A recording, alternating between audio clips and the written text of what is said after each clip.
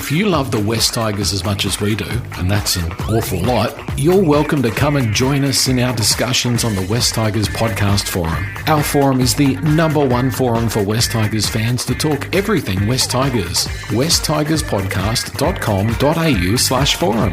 We hope to see you there soon.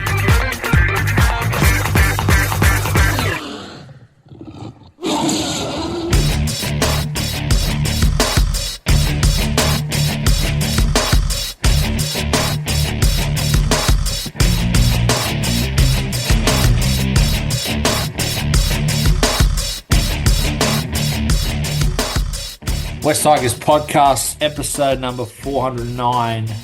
Joined by Steve and Declan on a Thursday night. Steve, we're a little bit, we've been caught on the hop a bit. I don't think we've had a Friday night game this year, which has suited the podcast teams, because if ever we couldn't get organised on a Wednesday, we had a bit of time up our sleeve, but not this week. No, we've got the 8 o'clock Friday night. We've got the Brisbane Broncos time slot. So I don't know why they're not playing. They must have requested it. But Jerome's in apparently. He's going to be playing. So it's all systems go for an upset against Canberra. They've probably got a bye, Steve. That's probably why they're not on Friday at 8 o'clock. that would be right, I'd say, yeah. Declan, I really, I've got my theories on different things, but Friday, 8 p.m, I hate that time slot, because if we lose in a nail-biter, it's just going to put me in a horrible mood all weekend. At least Sunday, the good part of the weekend's almost over, so you're depressed on Monday anyway. That's my theory. Yeah, I don't know. I'm the opposite. I feel like there's something really depressing about waking up on a Monday morning after getting flogged, and then there's just that 1 second where you wake up and you remember what happened the night before. So I don't know. I think I'd rather just get it over and done with early in the weekend, and then just recover on the Sunday. Obviously, we'll preview the game. We'll do Yachty's quiz and a little bit of chat just from some feedback from our podcast forum listeners about the crossover pods we did in the last week or so. But first, Steve, one word for State of Origin last night. Well, as usual, I can't stick to one word, so I've got two. One, my first word, I've toned it back. I was going to say manufactured, but I've toned that down a little bit and said over-officiated. I just love Origin games when there's 3 or 4 penalties and the players are let play the game and they decide the game. And I just felt that was so over-officiated last night. So that's one word. But the other one is, and it's my bugbear about Origin and the football season in general, and it's just drawn out. It's just drawn out. Like, every year it's the same. The NRL competition, and I'm only speaking from my own perspective, I just love the NRL competition. Right? That's what I enjoy watching. And this just takes over and occupies all airspace for far too long, in my opinion. Declan, your word? I just missed opportunity, because I actually can't believe New South Wales lost that one. I mean, to all the viewers, I didn't watch the second half because I was just kind of over after the first, and I went to bed early. So I'm not going to pretend like I was an expert on the whole game. But just watching that first half, just how ill-disciplined New South Wales were, and just like they scored the first try, they looked like they were going to go on with it, and then just drop ball, ill-disciplined. Yes, like the ref, obviously there was an element of the being a little bit pedantic, but I just thought the New South Wales really blew a massive opportunity to seal it. But what can you do? And then also Stefano was terrible. That really annoyed me seeing him out there, knowing that he got picked over Trail May. But what can you do? Well, Steve, I'm a positive guy, so my word was just trash. I thought it was trash. The whole build-up was nothing except for Billy Slater throwing a tantrum, which was bizarre. I thought the refereeing was awful, and I thought it was manufactured. I think every team, Steve, that's down 1-0, you'll find will win the penalty count in a big way, because that's what the NRL want, and that's what I would want if I was running the NRL. You want a decider. Otherwise, you got a dead rubber in 3 weeks' time, and you got to try and build that up. Good luck with that. Eddie, the build-up, it's getting closer each time to a boxing build-up, where you just get these ridiculous barbs thrown across, at each person just to try to hype up the fight and get the pay-per-views in. And it's starting to get a little bit like that, if Billy Slater is so emotional just to need to say what he said about a comment that was nothing really, calling someone a grub, like big deal. But then to stage it at the official press conference on the eve of the game, it just stunk of, I don't know, I'll go back to my first word, manufactured. Yeah, well, I haven't finished with my trash, Steve. I've got through the build-up and the referee, but I'm also going to go both teams. I thought, like, New South Wales were poor. Like, that game, they've got a far better side, and obviously, I think didn't help, but they also contributed to that 10-1 penalty count. But Queensland, like, what would you be thinking? You win a penalty count 10-1 and you've got outscored. The only reason they won is because Zach Lomax couldn't kick his dog. Like, I just thought they will get absolutely lapped in game three, Declan. I know there's the pressure of a game three. I don't even care, to be honest, but I just think New South Wales are so superior and they were so far from their best. Still nearly won. Yeah, I mean, it's crazy, isn't it? And that's kind of when you go into a game two, the motivation for the team that lost game one is always so much higher than like the team that kind of has that safety net, isn't it? But yeah, I don't know. I'm just like I'm not a bit different to everyone here. I think I actually do care about the Origin series. I don't think anyone else is a particularly big fan of the Blues here, but I do get invested in it, and like I'm a little bit nervous for game three, but I think that's only because we've been here before. We've lost those deciders and New South Wales as well. But I do agree with you, Eddie. I just think that like New South Wales on paper is just so much better, and if everyone's fully fit, there is like really no excuse. They should be winning the series. It should have been a whitewash, to be honest, if all things are equal. But we are where we are. Well, Declan, it's a pity Gary's not with us tonight because he cares about Origin probably as much as you do, a lot more than Eddie and I do. So it's a pity he's not on the pod with us. Funny you say that, Steve. I was just quite ironic because I was mentioning 5 minutes ago, Gary, that the pod's getting a little bit unprofessional, and we've been caught out by the fact it's a Monday game and we haven't released anything till Thursday night. And now you're taking it another step further by joining in 10 minutes into a podcast. Do you think that's acceptable or not? Well, you guys always complain about me not giving you any space to talk. I thought I'd give you the first 10 minutes and Steve could stop complaining about me talking too much. Sorry, Eddie, before you move on, can I just, while we're talking professionalism, can I just give a shout out to Nick? Because I think we're now contractually obliged to give a shout out to Nick. Because he's got to be mentioned in every pod. Well, there was a lot of complaining on social media that he wasn't mentioned, which worried me until I realised it was all Nick. Yes, I'm not a big Twitter man, but I have managed to sign up under an alias account the past few days. So I'm like Gary. I'm like what I used to do with Dane Laurie, and that I'm stalking people on Twitter now and just seeing what they say behind the scenes. From what I've seen, it's only you stalking Rob Bashara, though. I think you guys are best mates now, aren't you? Alrighty. Luai's performance, Declan. Very hot and cold. Obviously put the first kick on the full. I know you only watched the first half, but I guess the relief for Tigers fans is he might have got charged, but there wasn't much in that. Hands in the face, that happens every game.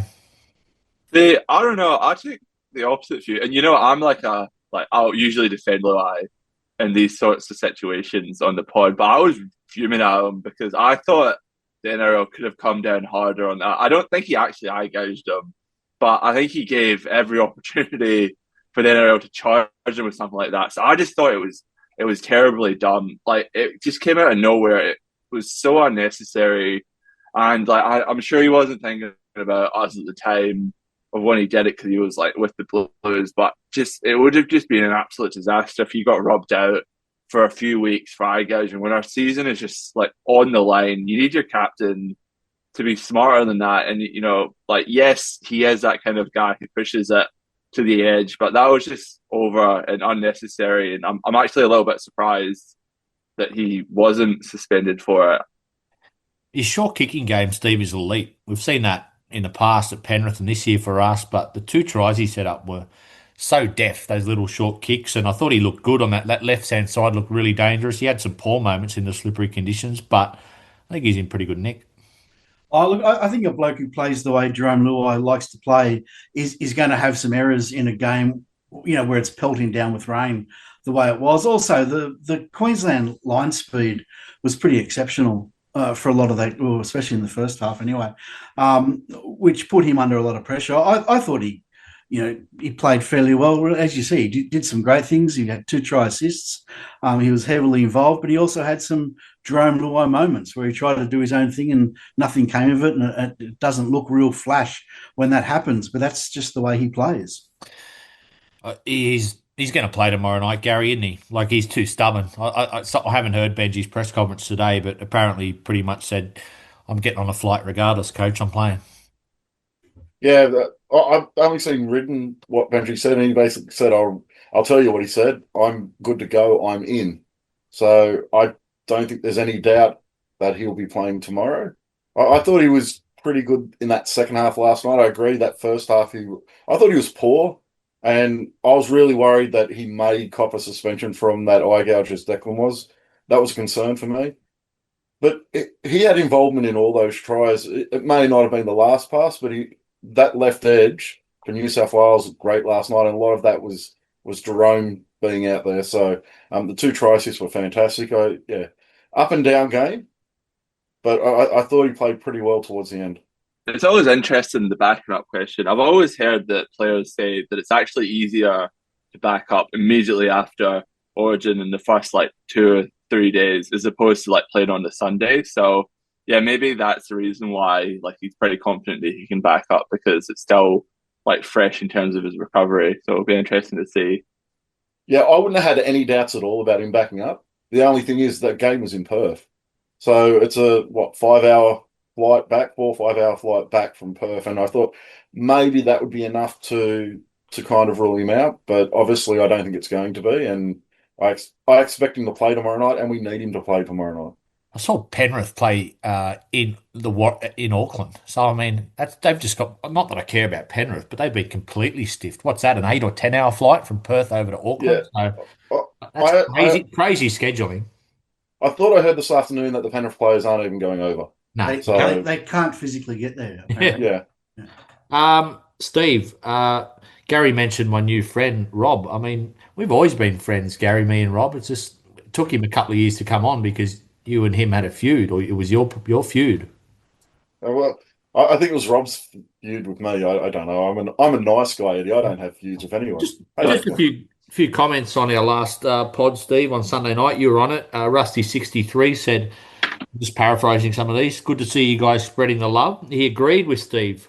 The fact that he thinks our next 7 games, the boys will use it as a bit of an opportunity for a reset and actually get some wins and stay in contention. The numerator said, really good listen, guys. Skipper 13 really enjoyed the dynamic between the boys. Did you hear that, Gary? No, sorry, I wasn't listening. He was a little bit, he wasn't sure about Josh Kerr and Adam Elliott being dream signings from Rob. I'm not sure if they were Rob's dream signings. Steve certainly made a dream signing with Payne Haas. Canberra Tiger said, really good pod. Nice to see the crossover. Lorenzo said, any chance consolidated pod going further? He said, I actually hope not, as I like the additional content. Nice distraction when I'm at the gym and during car drives. But yeah, we're certainly thinking about content, guys. There won't be any less content going further from both pods. But Steve, nice to see a few positive comments in there. No snake or something calling us soft. That's right. Yeah. Snake had a real go a couple of weeks ago. No, it was great. I think what with Rob joining us the other night, and then you and Gary joining their pod later in the week was a good thing, and maybe over time we can do a little bit more of that. At the end of the day, we're all West Tigers supporters. We all want the same thing. We all want to talk West Tigers. We all want to see the West Tigers do well. And so if we can play our part and come together and be a little bit more united and give a little bit more content out there for people to enjoy, that's a good thing. I will say, though, I reckon that team, to have the 2 original members in Eddie and Joel there, and then the rookie in Rob, and then the people's choice in myself, I think we've stumbled on possibly the best team ever. A couple of shots fired there. Declan, they returned the favour Tuesday night. We jumped on the West Tigers live pod and they did a draft. I'm not sure if you're a fan of American sports, but it's pretty interesting trying to pick 2 different West Tigers team. But I've got a slightly different question for you and the boys. Best 5 West Tigers players of all time, if you had to rank them from 5 to 1. I know you're a lot younger than us, so you didn't see the best part of the first decade, but I know you're aware of some of our greatest players. Have you got an order there? So from like 5 to 1, Yeah. just okay. So I think Good prep. You can just give us the best three if you want. You don't have to do 5 to 1. no, I can do 5. I can do 5. So obviously, like number 1, that's like pretty easy. I think that's Benji Marshall. I think that's probably going to be everyone's consensus number 1. Number 2, Robbie Farah, a close second. Number 3, Clive Churchill medal winner, Scott Prince, winning halfback, captain of a premiership winning team. And then number 4 and 5, I think like we all might have different ones, but I'm going to stick with who like I saw when I first moved here and who like has made the biggest impression with me. I'll go Gareth Ellis at number 4 because I just thought he was sensational and like probably haven't had someone like that like since he's left, even though the game's obviously different now. But yeah, and then number 5, we go safe and say someone like George Gonzalez, just the club legend, just to be safe. That one. Well, Gary, no point really repeating what Declan said. I think the first 4 could be fairly unanimous. 5 maybe is the one that's up in the air. What do you got? Yeah, I'm exactly the same as Declan on the first 4, but number 5, I would be going, and Rob Bashara will love this, Brett Hodgson. I think he's in our top 5 best players ever. Fine with that order, Gary? Prince at 3. Yeah, exact same order as Declan. Declan. Those two. No, I'm the same as Declan. Steve? Yeah, exactly the same. The only difference is the order. I got Benji and Robbie at 1 and 2. I just put Gareth Ellis at 3. The only reason he got ahead of Scott Prince, by a whisker, is really because he was just so impactful. I know he didn't win a competition with us, but he just he didn't carry the forward pack, but he led the forward pack consistently. So I just put him as our third. He was my number 3 choice. I haven't been following the votes, Gary, of the two sides we put up, but I thought we got the chocolates comfortably. To have Scott Prince at halfback and Luai, no offence to Robert Louis, but I don't know if he's in the same class as those two boys. Yeah, I thought ours was far and away the best team, despite what most people here had as the top 2 players. We made a decision to not really go after Benji and Robbie Farah because there are some guys there who do a really good job. So I think that was probably a strong strategic move that we made, and I think our side was better. Okay.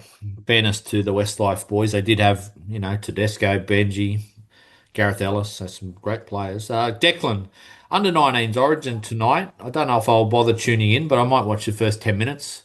You sort of love these sort of games, don't you? The young fellas coming through. Luke Lalili starting on the wing. He's the only player selected, apparently, that's made his NRL debut. I don't know if that's just for New South Wales or for both teams, but that's a bit unusual. I know in the past there's been a few. And Matt Cassini is the 18th man. So unfortunately, unless he goes out and stomps on someone's foot in the warm-up, we won't be seeing him tonight. Yeah, I was really disappointed that he was 18th man. I just assumed he would start when he was named in the squad. But yeah, it's going to be interesting to see Luke play in his age group, isn't it? Because he came into first grade so young, kind of surprisingly for a lot of us, looked pretty good to start with. But I'm going to be really interested to see what he looks like in age group footy. And by all accounts, he's been playing really, really well in New South Wales Cup. So that's going to be interesting to see. I'm hoping that he can find his way back into the first grade team at some point this season because I think he's got a lot to offer. But then, obviously, non-West Tigers related, I think seeing that Mitch Woods and that Toby Rodwell, Woods obviously from the Bulldogs and then Rodwell from the Roosters, they've come through with huge raps on them. So I'll be interested to see how they gel, especially Woods because there's so much we talked about him with the Galvin piece. So it's going to be interesting to see how he kind of fits into that system going forward. So yeah, keen to see. These games are always interesting because there's no matter what, there's always a few players that you jump in time a few years and they're playing either Origin or pushing down the door of Origin. So it's just good to see them at this stage of their careers. Yeah, Macassini actually the only 17-year-old in the whole squad, even though he's not playing. So you can see that he's got some boom on him. But Steve, it's interesting. We've been talking a lot, a theme this year about building a squad and the fact we don't have a lot of depth, but you forget how young sort of some of these guys are. Even Luke Lilly, if him and Macassini turn out to be really good outside backs, there's a first choice winger and a first choice centre. So maybe we are building some depth, but it might just be a couple of years away. Yeah, I think that's right. We've discussed this a number of times on the pod. You know, 1 minute we sort of the pendulum sort of swings both ways. You know, 1 minute we're saying we've got nothing and we need to go out and buy a whole heap of players, and then when you have a real think about it and have a look at it, you look at our current squad and you think, it's not that far away. And if a couple of these guys do come through, like we've been saying all year we need a centre, and we do. But if this Macassini comes through, then maybe we're only a year away. I didn't realise until you just said it, I didn't realise he was 17. So I'm actually hoping he doesn't get a run this year. I hope we don't need him. I hope he can develop his craft a little bit. But then next year, maybe next season he'll sort of break through and start to show his presence in all age footy. But yeah, I'm looking forward to watching the game tonight, and also want to just shout out to Eddie, if it's all right, to Ella Walker and Evie McGrath, who are from the club as well, playing in the NRLW 19s as we're recording this. Declan, I think he should debut this year. Have you seen the size of him? Like, I've got to be honest, I've never seen him play a live game. I've seen YouTube clips, 2 minutes, so great stuff there from me. But like, he's got that Israel Folau sort of build, like he's filling out already. So I think if you're going to debut an 18-year-old, he's got the sort of build that might handle it. It's more mental, whether stepping up to the NRL is the right thing to do this season. Yeah, it's crazy that I remember, I think when we beat the Sharks at Leichhardt Oval, there was a team photo and he was obviously not playing, but he was in the team uniform and he was actually bigger than everyone else in the team. And I think there was the article that came out a few days ago that said he's 108 kilos and 6'4". Wow. So he's pretty much he's bigger than me. So that just kind of shows you, even though he's 17 years old, he's probably physically, you could make an argument that he might be ready for a first grade game. Mentally, I'm not sure. And he's playing schoolboy rugby union at the moment. So he's not even playing regular rugby league week in and week out. So you'd probably think that once his schoolboy commitments are over for Newington, that he'll play flag cup maybe even. And then maybe towards the very end of the year, he'll play some first grade. But that article did seem to suggest the club's pretty keen to give him some first grade experience, because I think he's actually on a lot of money next season, because he had lots of offers from Japanese rugby, from obviously Australian rugby, and then other NRL clubs. So I think he'd be on a fair bit of money. So I can see them trying to fast track his development like they did with Luke Lilly last year. In terms of if he's ready, I think it's obviously difficult to tell in age group footy, because he is significantly better or bigger as well than his opposition. But he's the thing that gives me confidence is it wasn't just that he was bigger than everyone else. He had a lot of skill as well, very good hands, soft hands, quick pass, could do really well to set up his winger on that left side, and he's really good in the air as well. So as you said, very similar to Israel Folau mold. Not sure if he's as fast as Israel Folau was, but he's definitely got a lot of similar attributes, and I'm actually a little bit bummed he's not playing tonight, but what can you do? For me, you're not going to hurt him by holding him back till next season.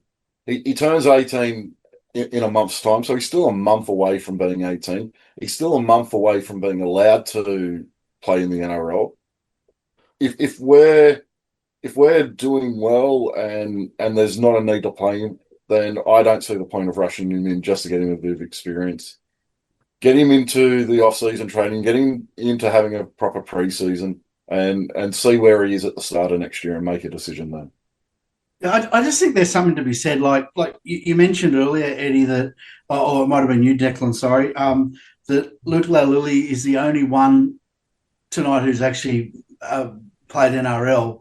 So there's something that other clubs believe is right in holding guys back a little bit, obviously. But I just want to go back to the Harry Grant example. I know everyone's different and you can't judge everyone the same, but I just believe Harry Grant is the player he is today because he was brought through so well through the Melbourne system and was held back a little bit, and he learned his craft. And then when he came into first grade, he was 100% ready, and then just absolutely kicked it. And I know there's a theory out there that says if you're good enough, you're old enough, and there's blokes who've forgotten more about footy than I'll ever know that subscribe to that. So there's probably something in that as well. But I just think we can damage players by bringing them in too early. Like you could even use Galvin as an example. We hope you're enjoying this edition of the West Tigers podcast. Don't forget, if you agree or disagree, we'd love to hear your comments and thoughts on the West Tigers podcast forum. It's free to join and you can contribute directly to the podcast on the forum. Just head to westtigerspodcast.com.au/forum. We hope to see you there soon. Yeah, I do agree with that, Steve. I think that Galvin is probably the perfect example of someone we probably gave the keys to too early, and it really did burn us. But with Harry Grant, I think that's a really unique situation because he happened to have like Cameron Smith blocking his pathway, the greatest player of all time.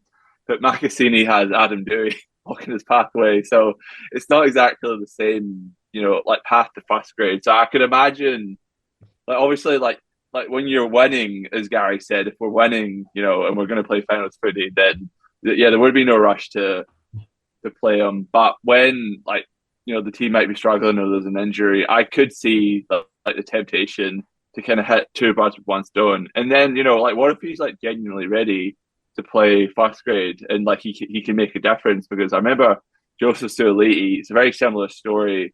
Schoolboy union prodigy, played first grade for the Roosters when he was in high school. So. But, I'm not fussed either way, to be honest. But it'll be a good story when it happens. Interesting debate. It's probably, Steve, you're probably right. There's probably far more examples of, bringing in 18-year-olds and burning them rather than helping them. But I'm going to use a little loophole. I'm not allowed to mention Galvin, but you just mentioned him. So I'm using a little loophole here. You said it damaged him. Do you mean it damaged us as a club? Because I look at him as a footballer and gone, it hasn't hurt him. Well, we don't know that yet, Eddie. He might go on and be an absolute superstar. He probably will be. He's got a lot of natural ability, but I think it has hurt him. I think going to the club, I think he felt he was on the outer at our club, and watching him early on as he was preparing to sort of start with Canterbury, he looked to be trying real hard to get in with the crowd. He was a bit on the outer, and I don't know, what am I trying to say? I think it's probably damaged him psychologically a little bit. Now, Serraldo might just bring out the absolute best in him, turn him around, fill him full of confidence, he'll be fine. But it could knock him round. I'm trying to make the listeners hate me like they hate you by mentioning Galvin every week. I don't think you'll have to try too hard. Canberra Raiders preview, boys. We play them tomorrow night. So hopefully we'll get this potty out either late Thursday night or definitely early Friday morning. Declan, it's been more than a bogey side in the last 6 or 7 years. They're the sort of side that can run up big scores, although we did beat them 48-24 at the same ground last year at Campbelltown, and they've only won 7 from 17 there. So is there any cause for optimism here or not? I don't know. I just have a good feeling about this game. We have some middle reinforcement coming back, and then I don't know, the Raiders, they're just kind of cruising at the moment in terms of wins. So maybe we could just jag them on an off night, on a cold off night at Campbelltown like we did last season. But they're a really good team, and I was looking at their team list and they have no injuries except for, I think, Ricky Stewart's son is coming in on the wing. So it's just incredible that they've managed to keep a really healthy team pretty much the entire season. So they're going to be really difficult to beat. But I think that if we can play like we did against Penrith, I reckon we have a chance to beating them. So I'm optimistic in that regard. I probably wouldn't tip us to win, but I think we should get close to them. So, Declan, am I right in saying you're suggesting that a cold night in Campbelltown is going to put Canberra off? Is that what you're saying? Have you been to Canberra? I have been to Canberra. I've actually been to Canberra Stadium. But they still have to travel, Steve. And, Fair enough. Yeah. Funny, I won't, Gary, I won't mention that on Tuesday night I predicted it was going to be a 10-1 penalty count to Queensland. I'm not going to mention that. Yeah, you wouldn't mention something like that, would you? But I will mention the fact that I thought this could be a letdown spot for Canberra. Not because 100%. necessarily it's Campbelltown, because it's a cold, they're used to the cold and blah, blah, blah. But they've had a lot of huge occasions this year and big comeback wins or big wins over sides they weren't meant to beat. And last year they turned up at Campbelltown and they weren't there from the first minute. So there's a little piece of me that thinks that could happen. Yeah, I don't think it's beyond the realms of possibility. I was actually feeling quite confident until Luai was selected to go into the New South Wales side. I thought if we had a nice strong week leading into this game that we could ambush them down there and pull off an upset. Luai being away for the week and backing up has me a little bit less confident about that. But Canberra's had a fairly hard run to their start of their season. Last week was their first bye for the season. I think a lot of sides have shown they're rusty coming off a bye, and I know we're coming off a bye as well, but it was our second bye in about a month. And from what I saw, I don't think we use that bye how we have in the past, where we let players have the week off and then you come back and you hit the ground running again. We've been awful coming off buys, Gary, the last few years. It's been I think this time we've used it as a working buy where we've kept training throughout, and I think that will put us in better stead going into tomorrow night's game. And while I'm not going to sit here and say, oh, we're going to win this game, but it wouldn't surprise me if Canberra shows up and they're a little bit off and we play like we did against Penrith, that we can pull out an upset. Declan, you mentioned Canberra being virtually at full strength all year. Like, we're pretty much at full strength here, aren't we? Oh, I suppose we don't have Galvin anymore for that part. But yeah, I get what you mean in terms of like everyone who's still at the club. Big inclusions though, like Twal and Pole are big inclusions for us, especially against that pack. That's a strong pack. Yeah, I think that, and with Royce Hunt as well, kind of falling out of favour with Benji Marshall, I think like those are like crucial inclusions, especially Pole, because it's just like he just adds when he's on, he just adds that extra little bit of X factor, and then Twelve's obviously super consistent. But yeah, I don't know, just something like it just seems like Canberra. It's one of those teams that like everything is just going so well for them this season, and they're building in the finals nicely. And like they don't really seem. I know they've got like a few Origin players, but I wouldn't say that they're terribly affected by Origin like other teams will. And which sucks because usually we do get like either a Penrith or a Storm or someone like that during Origin when all their players are gone, but we haven't managed to get that this time. But who knows? It's going to be interesting. Hopefully, I'm hoping Latu gets a little bit more time this game, because I thought when he came on against Penrith, we looked so much better. And I was a little bit surprised that he wasn't actually named to start. But with the press conference, Benji saying that he's still on a minutes restriction, which is, not ideal, but, like he's clearly still coming back from injury. So hopefully Heath Mason, stands up. But yeah, it's going to be a good test for us. And hopefully we can stay competitive, because they're a good team, Canberra. They've got lots of different ways that they can beat you. So we're going to have to be on our game. Yeah, Declan, I thought when Latu went off against the Panthers, we kind of lost our way a little bit. And I thought if he had stayed on that entire second half, I think we'd probably get away with that win, because I think he's that important to the way we play, the way he straightens the attack. I think especially with Luai, who does have a habit of creeping across the field a little bit, Latu's super important in that role. So hopefully those minutes, even though he's on a minute restriction, hopefully they're a little bit more than they were last game, because I think is that official, Gary? He's on a minutes restriction, or is that implied by Benji?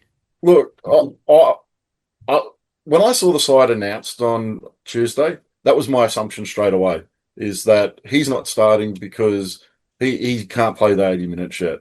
And there was a comment today that came out from Benji that he's going to get a real good opportunity soon. The only thing that's stopping that from coming now is that his fitness. So I think they're just taking it easy with him. I haven't seen that it was official. Declan may have seen something. I've been at work all day, but I haven't seen Benji say that it was a minutes restriction. But that's what I'm assuming. And from Benji's comments that I have seen today, it sounds about right to me.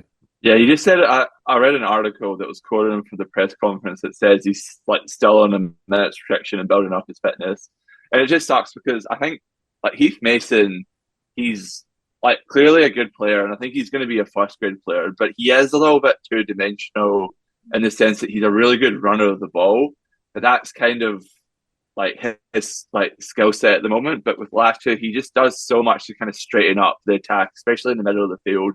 That then brings out the best in Luai.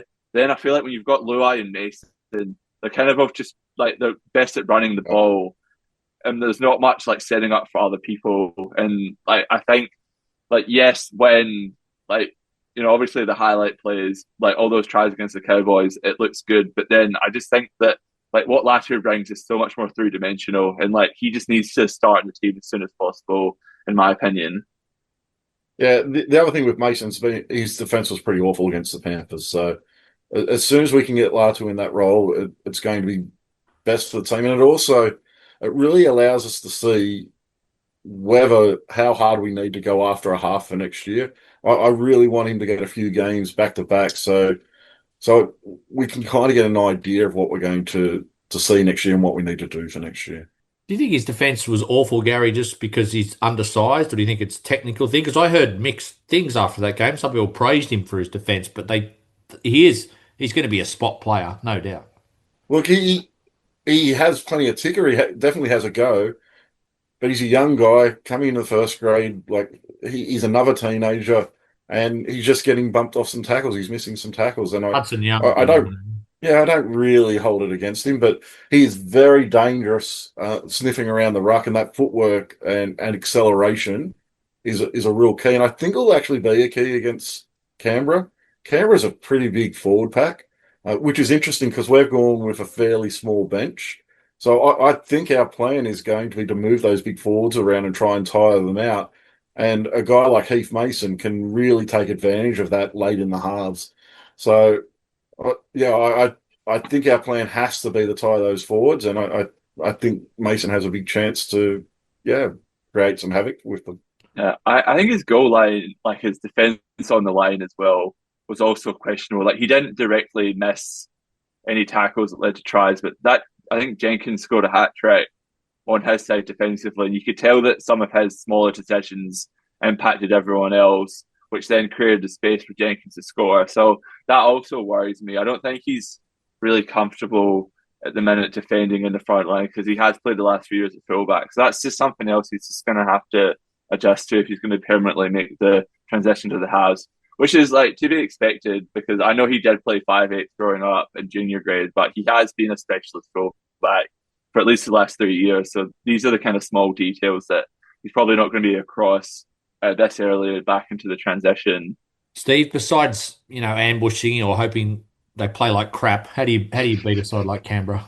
Well, I agree with what Gary said. I've got that written down that we've got to use the ball. The side we've picked, we can't try to push through the middle of them because we won't. I think what's really important with Canberra is we need to wrap the ball up. We are notoriously poor when sides play good second phase play against us.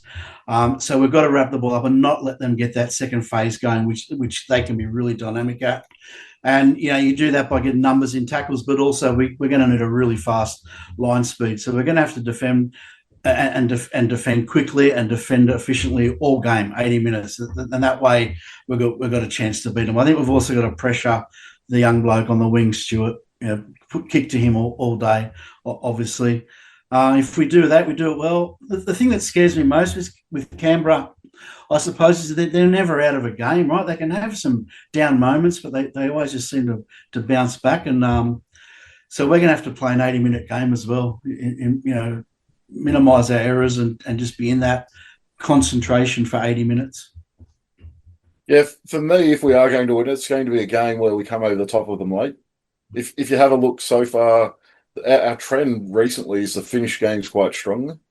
Now, we need to be working over their middles. We need to be working them over all game, moving them side to side. I can see a fair bit of short interchange passing between our forwards right at the line, just to kind of create that little bit of extra work for their forwards. And hopefully that tires them out. And creates those opportunities late in the first half and especially late in that second half.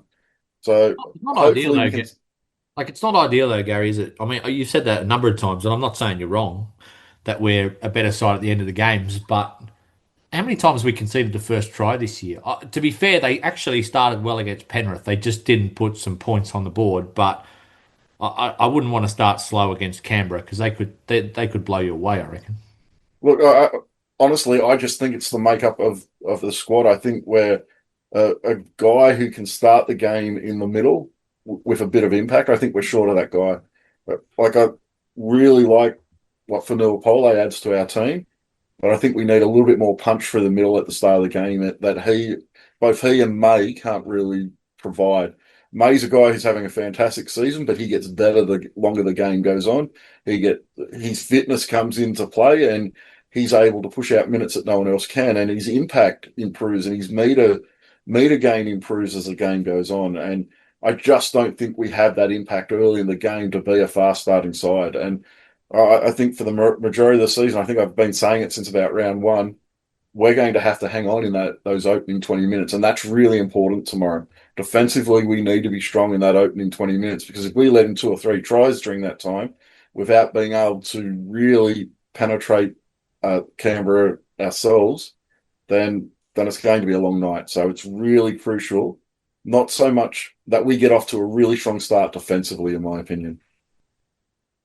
Unfortunately, a lot of the time we don't help ourselves either. Like, we put ourselves under pressure early. Like, how many games have we seen the same scenario play out, where the first 5 minutes or so, maybe first 6 or 7 sets, back and forth, and it's all quite. Then we give away a penalty, or then we drop a ball and compound it with a ruck penalty, and then one set later they've got a 6 again, another 6 again, and they're attacking our line, and they get 3 repeat sets on our line. And in past seasons, you could guarantee that they would score 6 points.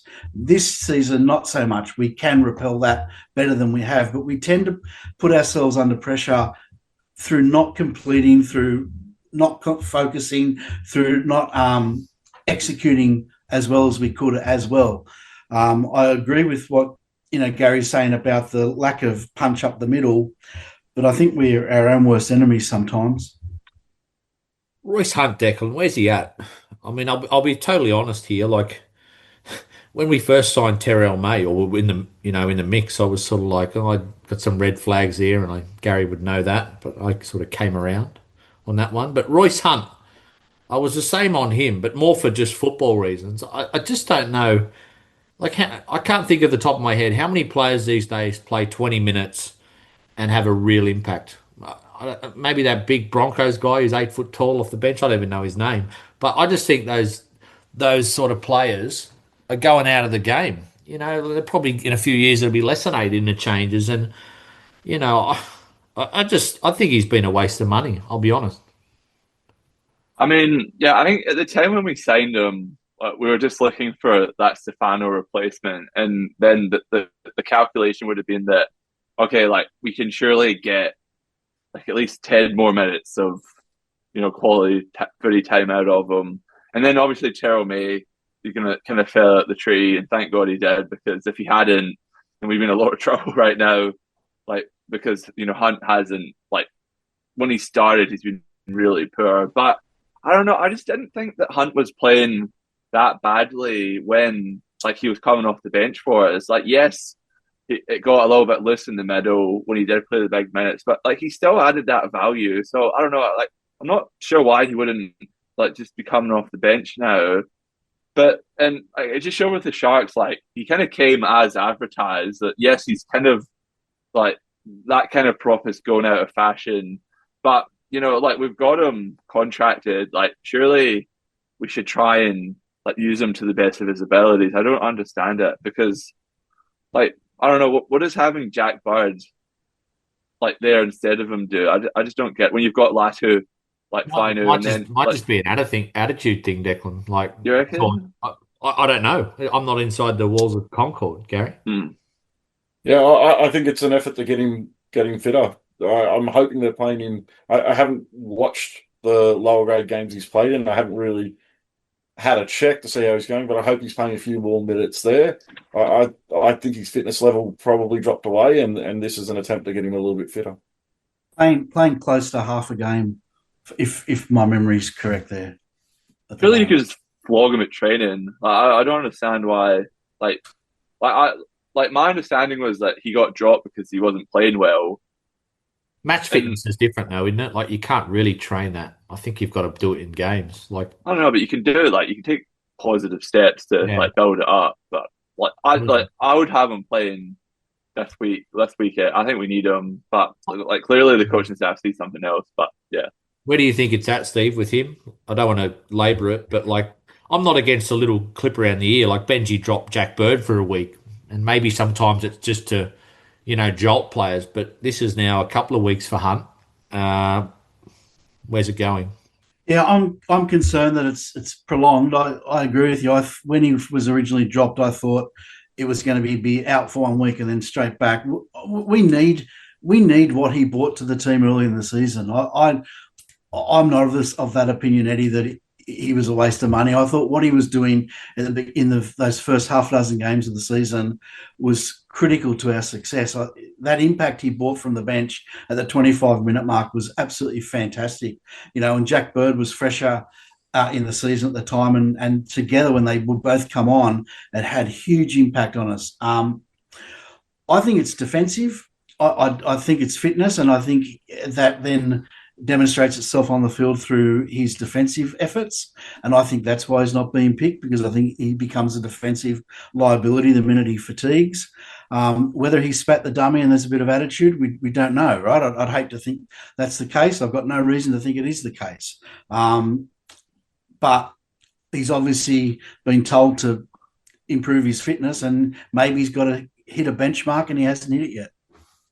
It's interesting that the issues we kind of have with him really started to show when we moved into that starting prop role after Polo got injured. So I think they were his poorest games. So hopefully those increased minutes in Cup can get him that little bit fitter and get him back in. Because I agree with Steve, what he provided in those opening few rounds, coming on about the 25 to 30 minute mark and having a short stint, I thought was really important to our team. And that was the part of the game where I was feeling most confident about our ability to open sides up off the back of his playables. So hopefully we can get him into some kind of fitness and into some kind of role in the team soon. I don't know what Ket Lily has to do to get a game, because 100% Declan. Yeah, because he's just that, like, he's the opposite of Hunt, where he's that, like, modern day, like belt low to the ground, lots of leg drive, like quite mobile. I'm not sure how fit he is to determine how many minutes he can play. But like he would just be someone like a bit of a pocket rocket you could play off the bench. And he has that mobility. And he played really well in the Bulldogs trial. And by all accounts, he played really well for the Magpies last weekend. So I just don't get it. I don't know why he isn't getting some minutes. And then he was on the bench against Penrith, but he didn't even get game time. I saw some justification later that it might have been like an impromptu thing to get Latu back on the field, and that used the last interchange. But I'm a bit surprised that he hasn't played more first grade this season, to be honest. Yeah, I was really disappointed when he didn't get any game time against the Panthers. I was really excited from what we saw in the trial, and I really wanted him to get more in that second trial to see really what he has to offer against NRL players, because he has impact. He runs the ball extremely hard. He doesn't hold back, and I'm a huge fan of Kid. I can't wait to see him get some more time in our side, because I really think he has something to offer. So hopefully we get to see some of him soon too. Steve, I don't think I can go to Campbelltown ever again. Until we win a game. I know you're laughing. Like, you're crazy. You got to get on a flight to somewhere in the east. Is it Dubai? 2 in the morning on Saturday, you're getting on a flight or getting ready for a flight at 6 in the morning or whatever. And you are going to go to Campbelltown tomorrow night in the freezing cold and probably watch us lose. Give me one good reason why I should go out there, given I reckon I've lost the last 12 games. Not that I've had anything to do with playing or coaching when I've been out there. Because you're a West Tiger, Eddie. Because your claws out, mate. Because you're there for the team. All those cliches coming out, are they? Because you've got a mindset that you never give up. You No. support your team through thick and thin. Eddie doesn't have that mindset. No, I don't. Not at Mate, all. you've been an elite sportsman. Well, you keep telling us you've been an elite sportsman. I'm still waiting to see the video. But you've been an elite sportsman. You know what it's like. Get out there and support the team. You know what I'll do? I'll go out to Campbelltown. I'll watch the game. We'll have a glorious victory. I'll come home by 11 o'clock. I'll sit there and turn it on and watch it again. And then I'll jump on a plane and just. You on the hill or in the corporate box tomorrow night? No, I'm in my paid for seat. Paid for seat. Yeah. Who are you meeting with over in Dubai? Are you meeting with one of those sheiks, or are you going to be like this fake sheik that tries to buy the club or something? Getting some TPAs for us. Not sure how anyone who's listening is interested at all, but I am spending a week with my son who currently lives over there, And some third-party deals will be nice, Steve. and looking forward to it. Yes. No, I actually heard a rumor that Steve is actually trying to put a coalition together to buy the club with some sports washing money from the Middle East. So yeah, stay tuned for that one. Yeah, the Middle Eastern money, it's taken over boxing and other sports. And Steve, the sheik, when he comes back, if he's wearing one of those sheik things on. So anyway, if we put high kicks up and we pressure their winger, I think we'll do pretty well. Isn't it time for the quiz? Sorry, are we There's still on no air? denial about buying the club there. No, exactly. Let's do the quiz before I get in trouble. What I'm saying here. Yachty's quiz, my favourite time of the week. I'm hosting it tonight. Boys, question one's a multiple choice, so you can listen to this. Who scored our first try in the 2010 do or die semi-final against the Green Machine in Canberra? Was it A, Chris Hyington, B, Gareth Ellis, C, Lottie Dakiri, or D, Chris Lawrence? I reckon they all scored on the night, but who scored the first try? Steve? I'm going to say Chris Lawrence. Declan? I'm going to say Chris Lawrence as well. Yeah, I was going to say Chris Lawrence, but I'm going to go Lottie just to be different. No, all wrong. In the 7th minute, it was Chris Hyington, and he celebrated the way everyone seems to celebrate these days, Steve. They just kick the ball into the crowd. What is it about that? Are they getting money on the side for that or something? I don't mind that. If you want to kick the ball, as long as you're winning. When you're down by 20 points and you do a celebration, there's something wrong with that. They've got the Try July coming up, Deck, and I like the silly try celebrations when you're down by 30 and you take it to the photo. I think that's quite funny. Well, what would your try celebration be, Eddie? I know you probably scored tons when you were back in the day, but what would you go for? I just walk back It'd to be halfway. Kaiji's winnings from the TAB. Just walk back to halfway. Yeah. I might have been betting on the other team or something terrible. Question 2 is a true or false, boys. Our 2006 games against the Raiders had the same halftime, full-time, and golden point score. False. False. Both. It is false. Can't you blokes come up with your own answers? Both games had the same halftime score, which was 12 all. Same full-time score, 18 all. But one golden point game was decided by a penalty goal, and that would have been against us, without doubt. And the other by a field goal, with Canberra winning both. Imagine losing to the same side twice in golden point in a year. That could only happen to us. Question 3. Name the 4 NRL players who we have directly signed from the Raiders. Jump in whenever you like. Well, the first Leilua. What was his name? Yeah. Joey Leilua. One for Steve. I was going to say Todd Payton, but Todd Payton came from the Roosters. He went to the Roosters first, didn't he? Junior Tupou came from the Roosters. One of them was came from the Raiders. He might have been reserve grade from the Raiders. Did Ryan O'Hara come from the Raiders? One for Gary. There's 2 more. One was a redhead, Gary. Second rower? One was a redhead. He was sort of a back rower. Yeah, I know who you're talking about. Joel Edwards. Joel Edwards. Well done, Declan. So we've all got one. And the last one is a little pocket rocket. Declan can't get this one because it was 2001 to 2002. Withers. Lincoln Withers in the halves, played 46 games. I like that question. Question 4. Nearest to the pin. So, Gary, you're going to go first. I know you cheat in these ones. Since our inaugural 2000 season, West Tigers have debuted 300 players. Correct. Whoever that bloke that played last week would have been number 300. Charlie Murray. Charlie Murray. In the same amount of time, how many players have Canberra debuted? Gary, go first. 281. Declan? I'm going to go 230. 245.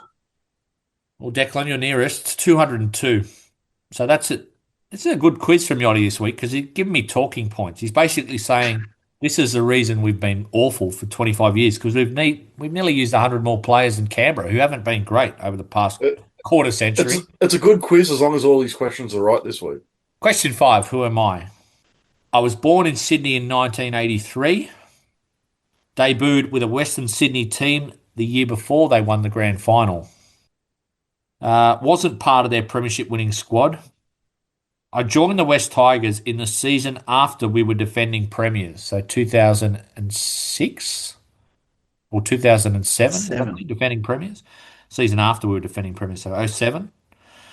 Played one game as a starting prop. I remember that, and ruptured my Achilles tendon. I remember this was like a Tim Sheen's 101 crazy. Is it Grant? Not Tim Grant. He wasn't. Is it Bronson Harrison? Not Bronson Harrison. I finished with the joint venture in the season. We finished 9th, scoring 1 try in 34 appearances. Continued playing NRL until I moved, finishing the Super League. This is the big one, I share the same surname as the West Tigers 2005 grand final winner. Probably started in the forward pack that night. Probably started at lock. Bengalia. Oh, Danny Galea. Danny Galea. No relation to Bengalia. No. But Danny Galea. So debuted Penrith, West Tigers 2007 to 2009. So thank you, Yachty. I thought that was one of your best, that quiz tonight. All right, boys, that's it. I told Joel tonight, Steve, I sent him a text. I said, I'm not coming on Sunday night because I need a break. I've done 3 podcasts in 5 days. I've been overworked. I certainly won't long be there. podcasts. What's that, Gary? They're long podcasts. I know. So if we were getting paid per minute, it'd be good, but we're not. So, Declan, you might have to jump on Sunday night, but obviously if we lose, that won't be happening. No, I'll be there as long as it's said before my bedtime, hopefully. Fingers crossed. We'll do our best. All right, boys. Thank you. Cheers, guys. Thanks, guys.